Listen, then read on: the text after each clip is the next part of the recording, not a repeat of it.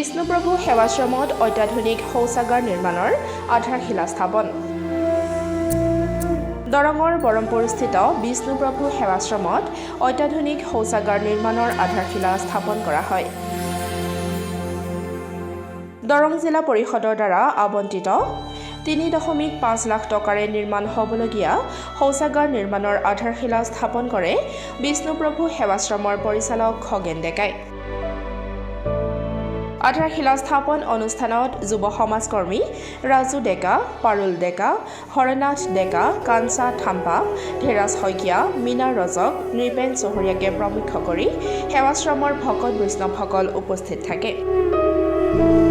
উল্লেখযোগ্য যে ২০১২ চনতে স্থাপিত আধ্যাত্মিক চিন্তা চৰ্চাৰ কেন্দ্ৰস্থল বিষ্ণুপ্ৰভু সেৱাশ্ৰমে বিগত সময়ত সামাজিক সাংস্কৃতিক ক্ষেত্ৰখনলৈ নিস্বাৰ্থভাৱে বৰঙণি আগবঢ়াই আহিছে।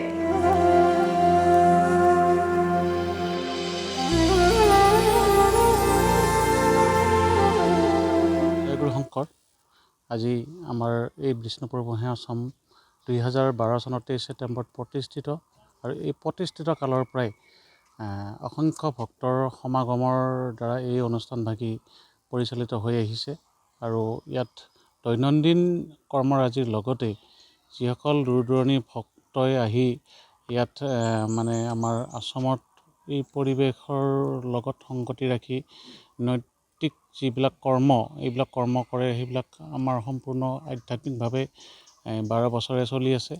এটা আনন্দৰ বিষয় আৰু সুসংবাদ আমি পাই আমি নথৈ আমি আশ্ৰমবাসীয়ে বহুত আনন্দিত হৈছোঁ। কাৰণ ২০১২ চনৰ ২৩ ছেপ্টেম্বৰ তাৰিখৰ পৰাই আমি যিটো আজি অভাৱত আছিলোঁ, সেই অভাৱৰ দেখি আমাৰ দৰং জিলা পৰিষদৰ কৰ্মচাৰীৰ লগতে প্ৰাক্তন সভাপতি শ্ৰী ধীৰেন ডেকাই এটা আমাৰ এই আশ্ৰমত টয়লেট আৰু পানী যোগান আঁচনি এটা তেওঁ অনুমোদন দিলে আৰু সেই অনুমোদন দিয়াৰ কৰ্মখিনি আজি আমি সুকলমে কাৰ্যৱলী কৰিলোঁ আৰু ইয়াত এটাই আমি আপোনালোকক সেৱা ধৰিব বিচাৰিছোঁ যাতে এই অনুষ্ঠানভাগি যিহেতু আধ্যাত্মিক অনুষ্ঠান, ইয়াত আপোনালোকে সকলোৱে আহি আমাৰ যিবিলাক অভাৱ মানে এতিয়াও সীমাবদ্ধ হৈয়ে আছে, সেইবিলাকত আপোনালোকে আমাক আহি সহায় কৰক। আমি তাৰ বাবে এই সংবাদ মাধ্যমৰ জৰিয়তে আমাৰ বিষয়ববীয়াসকলকো আমি সেৱা ধৰিছোঁ যাতে এই অনুষ্ঠানভাগি এই বৰমপুৰত নাৰাখি অকণমান আমাক বাহিৰলৈ ওলাই নিয়াৰ আপোনালোকে আমাক সহায় কৰক, তাৰ বাবে আমি সেৱা জনাইছোঁ আৰু সকলোকে আহ্বান জনাইছোঁ যে এই অনুষ্ঠানভাগিত আহি সকলোৱে আমাক সহায় কৰক। আমি যাতে গুৰুজনাৰ যিখিনি ৰীতি নীতি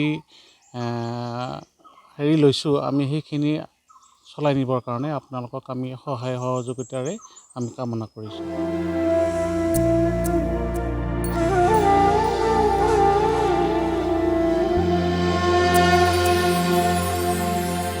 দেওমৰনৈৰ পৰা নৱজিৎ শৰ্মাৰ ৰিপৰ্ট, ডেম'ক্ৰেটিক আছাম।